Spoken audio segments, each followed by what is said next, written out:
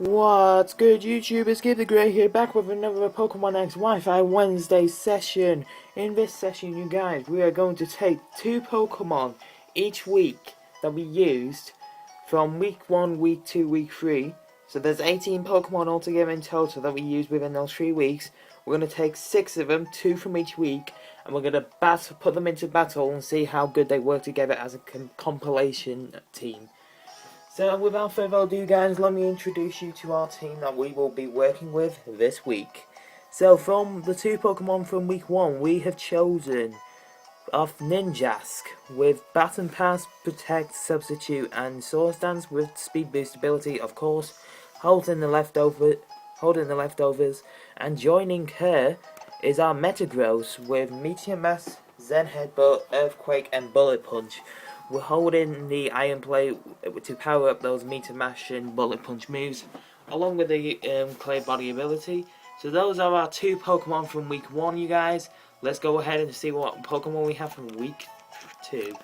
So from week 2, you guys, we have our Breloom with Seed Bomb, Sky Uppercut, Swords Dance and Spore, holding the Black Pill to power up that already powerful Sky Uppercut, and then the Poison Heal ability, just in case we get poisoned. And then joining her from week 2 is our Ninetales with Flamethrower, Solar Beam, Confuse Ray and Drought.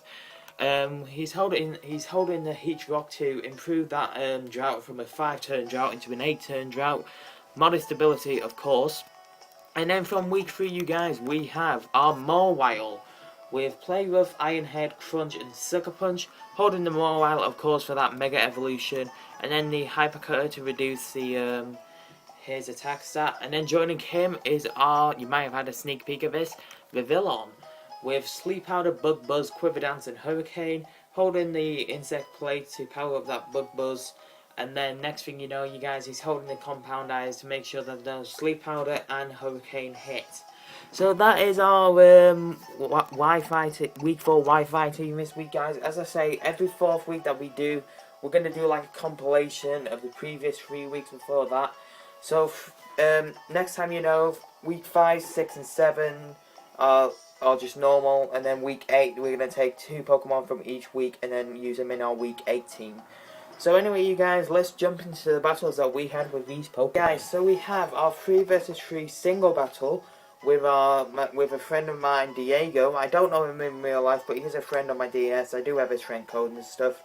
So on his team, he has got a Charizard, Togekiss and Goodra, while we have our Ninjask, Mawile and Metagross. So we are rocking both Pokemon from week 1 and the Mawile from week 3.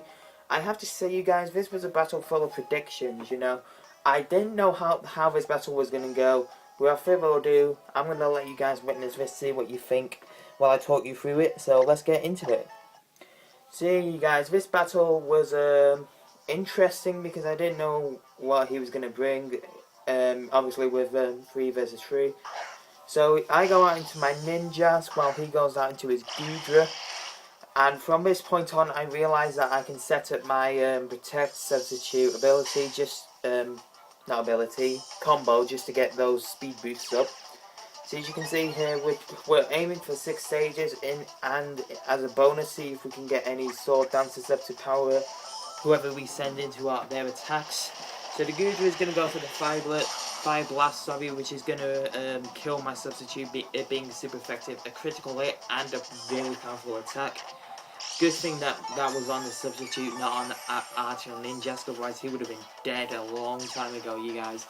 So we've got 2 speed boosts up, and the way I can tell how I can get my speed boosts up is I check all the PP and then add them all together. So he goes out into his Charizard. I was actually going to predict that he'd go out into another move, so I go for the Protect, but unfortunately I do miss because he didn't attack me. So I could have gone for a Swords Dance then, but you know what, I didn't get the prediction. So we have 3 speed boosts sorted then, could have got a Sword Dance, but you know what, it's no biggie. So because I've realised that I think he's going to do something, so I go out into my substitute rather than protecting. But no, he's going to set up himself with some Dragon Dances, which is going to mess me up later. But I do get the not Sword Dance, substitute in place. He's still alive, so at this point I realise that, okay, maybe I can go for a Sword Dance. hopefully try and get a attack bonus for whoever I send out. So I do go for the Swords Dance, of course, which is going to take my attack stage to +2, of course. And then hopefully whatever we go out into, we can kill this Charizard. So of course, this Ninjask is gonna go. Substitute's gonna fade. What with that powerful Flare Blitz killing it. It does take a little bit of recoil, not much. So it's like not even worth mentioning, you guys. But we do have like 5 speed boosts up, I think, at this stage. So I go for the Protect because I do realize I can protect you guys. Hopefully that is going to go for Flare Blitz, and it did. This was a 13-turn battle, you guys, and we are on turn 6 just now. So we do get our final speed boost up, which means that later on in this battle I do go for the Baton Pass. But I go for the Substitute because I realise that hopefully I can try and get another Swords Dance out of it. But yeah, you guys, the Flare Blitz is gonna kill our Substitute again. Charizard taking as little recoil as can, but yeah, nothing we can do about that. So I decided to go for the Protect again, hoping that I can get a free Swords Dance out of it in the future. He's gonna go for the Dragon Dance to set up more attack and speed, and I was really hoping that with my speed bonuses I could bring in something that could kill this Charizard, but unfortunately both of my other 2 Pokemon are slow. So I actually do try and get the Swords Dance in here. I do realise that I'm wasting time when he could be setting up some more Dragon Dances. But he goes for the Rock Tomb, so I am aware of his moveset because he has Flare Blitz, Dragon Dance, Rock Tomb, and I think Dragon Claw. But at this point I do go for the Baton Pass, you guys, because I do realise that I'm probably not going to get a Swords Dance in there, so I go out into my Metagross, hoping that I do go faster. But it's going to go for another Dragon Dance, predicting that I'll probably go for the Protect or the Substitute. So at this point, you guys, he's got like 4 Dragon Dances set up, so I do hope to be faster. But he is with the Mega Evolution and the Dragon Dances he set up. Unfortunately, that is going to kill us with the attack bonus as well, you guys. So at this point, it is 3-2 to him. So there's nothing much we can do about that. He's got his attack bonuses and speed bonuses set up. So at this point, I just realised that hopefully I can pop off the Mega Evolution right here, and hopefully do some decent damage to this Charizard X. What with the play rough. But he's going to go for a Flare Blitz because he does realise that I am a Steel type, and not going for like a Dragon Claw because I am a Fairy type after all. So my mobile is dead, so it's 3-1 to him. I am reducing his health by bit, but at this point I really have got no other choice but to go out into my Ninjas, because he is my final Pokemon. And as you guys can tell, my moveset is Baton Pass, Protect, Substitute, and Swords Dance, so I really can't do anything to this Charizard. So at this point it is 3-0 to him, and he wins the battle. So that that was a good battle right there, Diego. I could have got a prediction Swords Dance in there just to add to the mix, but you racking up the Dragon Dances meant that you were faster than me at one point. So that was a very good battle, Diego. Well done. I applaud you on that. So that 3 versus 3 single battle did not go well for me, you guys. Our next battle is with Javi, our 6 versus 6 single battle. And I brought my full team this time, obviously one with it being 6 versus 6. And he's brought a Lucario, a Fearow, a Chandelure, an Aggron, a Garchomp, and a Pupitar. I would have expected him to bring a Tyranitar as well, what with the Pupitar, and hopefully then he could have 4 Pokemon that he could Mega Evolve, but with the Pupitar he's only got 3. So without further ado, guys, let's jump into our next battle here. And this one was very interesting because I didn't realise how much he played the game. That's a problem you have with Wi-Fi, by you guys. You never know how much someone has played Pokemon. So without further ado, he goes out into his Pupitar first, which actually strikes me a little bit, because I go out into my Ninjas, guys, with this Protect Substitute setup. I always go out into my Ninjas to just get that set up. So he does go for the Crunch, and with this, combo, I can probably predict what his moveset is going to be. Is it going to be an offensive moveset, or is it going to be a setting up moveset? So the only move I know that he's got so far is his crunch, because that, you know, those are the only move he used. So I do get the leftovers right here, you know, healing up my health while racking up the speed boosts. This was a 16 turn battle, you guys, so we're on turn 3 right now. And I do go for the protect, you know, trying to get back up those speed boosts, as I was saying. He goes for the dark pulse, so I know he's got crunch and dark pulse, 2 dark type moves right there. So while I'm absorbing the knowledge of the moveset, I'm still trying to rack up the speed boost, as I say. So I go out into my second substitute here. He's going to go for the dark pulse, kill the substitute, as you say, it is stab. Is Pupitar rock dark? I think he is. I think it's only Larvitar that's rock, not Pupitar, because I think Pupitar is rock dark and then Tyranitar's rock dark as well. But yeah, guys, we do have 4 speed boosts set up now. I'm going to go for the protect. He's going to go for the dig, which is not going to do any effect. So I realise that because dig is a ground type move and I am flying type, it won't affect me. So there's no point in going for a substitute. I may as well go for it in sword dance. So that is poor thing by him. I do go for the substitute anyway, just to get it set up, because you know it's gonna do something. It wouldn't matter, because I probably would have gone for the substitute next turn anyway. So I do get the substitute in, get my final speed boost up, because that was turn 6. But it's turn 7 now as I go for the sword dance. You know, as I say, I get a free sword dance. What with that failed ground type move. So what he does realise is that dig is not going to have any effect on my ninjas. So what I do is I set up with the substitute again. When that substitute fades, you guys, I think at this point I realise that I may be able to get another sword dance in. So I do go for the protect just to see what he's going to do. And yeah, I'm trying to stall him out so I can get my ninja's HP back as quick as I can. But at this point, you guys, I do realise that I don't want to do what I did last match and sacrifice my ninjas by running him down out of PP and stuff. So I go out into my Mawile, because I do realise that I can use the move Play Rough with him, which will be super effective on his Pupitar. Is it? I don't know. I think it's either super effective or neutral damage. I don't know how much it rock resist fairy. But there we go, guys. So our Mawile is now Mega Evolved. We do go for the Play Rough, which is neutral damage. So maybe Pupitar resist fairy types then. So at this point he goes out into his Aggron, which is Steel Rock.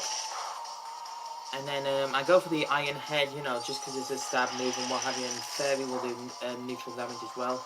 Just to see how much damage that will do, but I do go for the Iron Head, take him down to about 5 HP. I go for the Crunch just to make sure I do get that hit on him. So it is 6-4 to me at this point, you guys. So he goes out into his Lucario, which is a bad choice because I do have a Play Rough set up on me. But he goes out into his Mega Lucario here. Mega Lucario has been a thing a lot this series. But with that speed boost, you guys, I am faster. I actually did forget that I had the speed boost up at this point, because I didn't realise that I was faster than him. So I figured, you know what, I've got the speed boost up. So it's 6-3 to this point. 6-3 to me at this point. I'm going to kill this Garchomp with it being a Dragon type. Critical hit as well, which is always very nice. So it's 6-2 to me at the moment. You know, that Protect Substitute Baton Pass setup is always very nice, especially if you can get a couple of Sword Dances in there. So at this point I can just practically one-hit anything that he sends out here.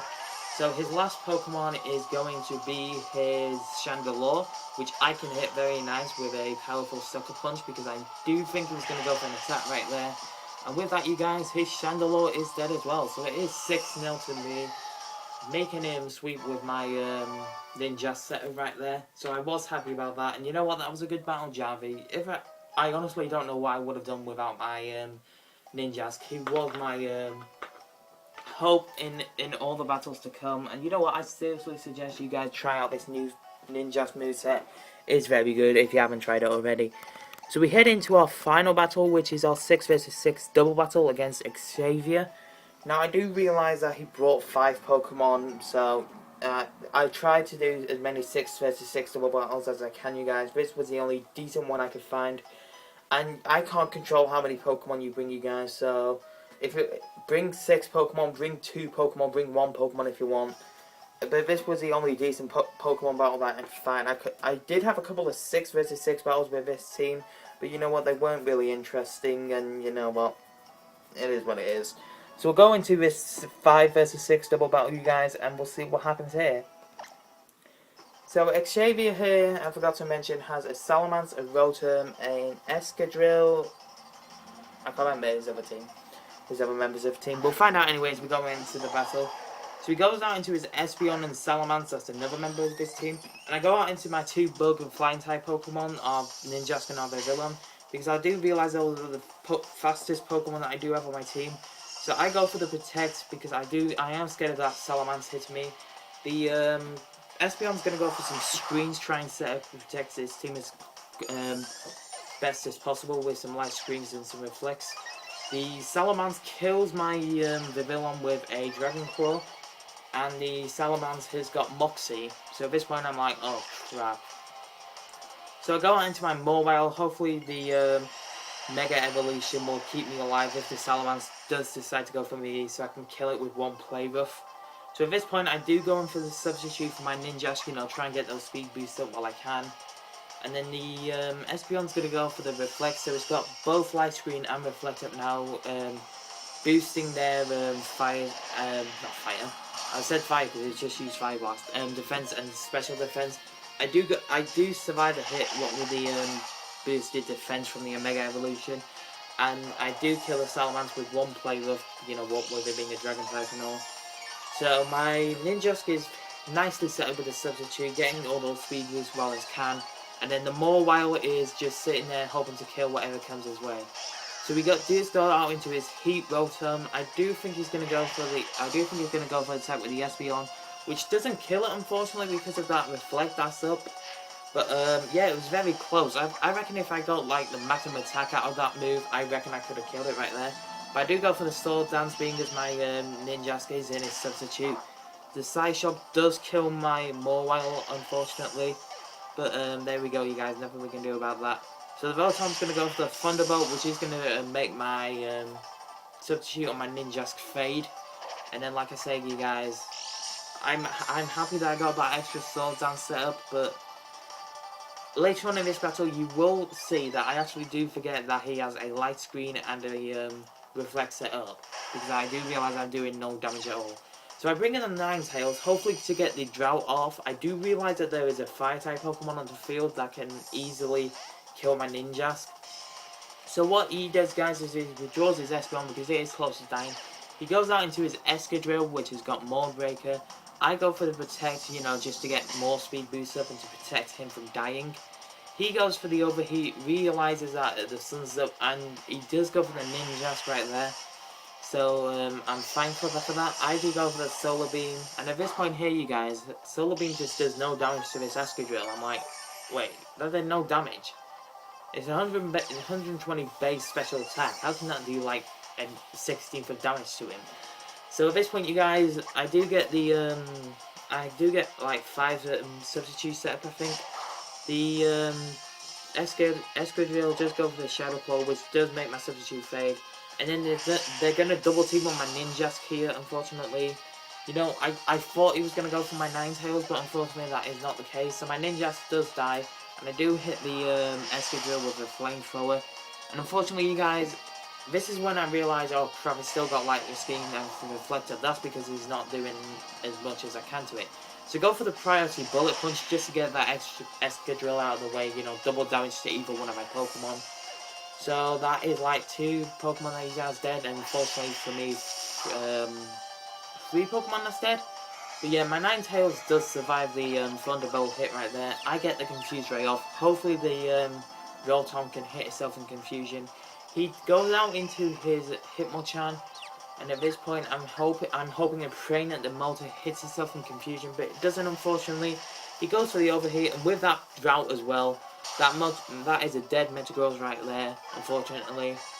So with the effect of Overheat, the Rotom's special attack is gonna decrease a lot.